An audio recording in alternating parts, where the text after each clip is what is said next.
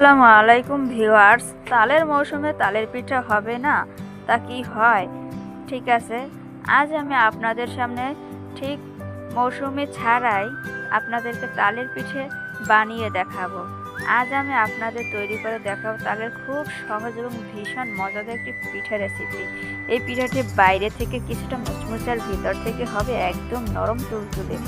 এই পিঠাটি তৈরি করতে আমাদের যা যা লাগছে: পাকা তালের ঘন রস, চালের গুঁড়ো, ময়দা, চিনি বা গুড় স্বাদ মতো, সামান্য লবণ, কোরানো নারকেল ঐচ্ছিক স্বাদ বাড়াতে।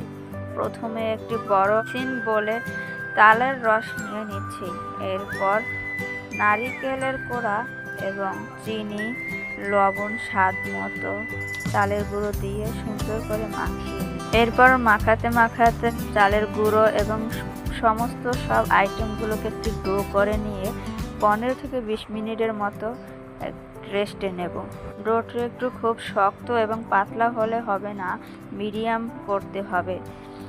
এবং আমি খুব সহজে এই পিঠাগুলো কলার ছড়িতে এভাবে বানিয়ে নিয়ে নিলাম। ছোড়া দিয়ে এই পিঠাগুলো আমি খুব সহজে বানিয়ে নিলাম। দেখুন, আমার সব পিঠাগুলো বানানো শেষ হয়ে গেছে একে একে করে।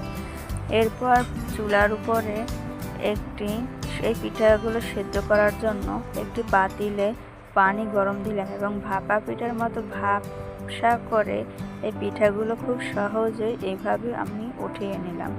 এবার সহজ নিয়মে সহজ পিঠা তৈরি হয়ে গেল আপনাদের প্রিয় তালের পিঠা। এবার গোল্ডেন ব্রাউন এবং লালচে করে ভেজে নিলেই হবে, মানে ভাপসা করে নিলেই হবে। কেমন লাগলো আপনাদের কাছে এই পিঠাগুলো অবশ্যই কমেন্ট করে জানাবেন। আর হ্যাঁ, আমার চ্যানেলটি অবশ্যই সাবস্ক্রাইব করে রাখতে ভুলবেন না। ধন্যবাদ।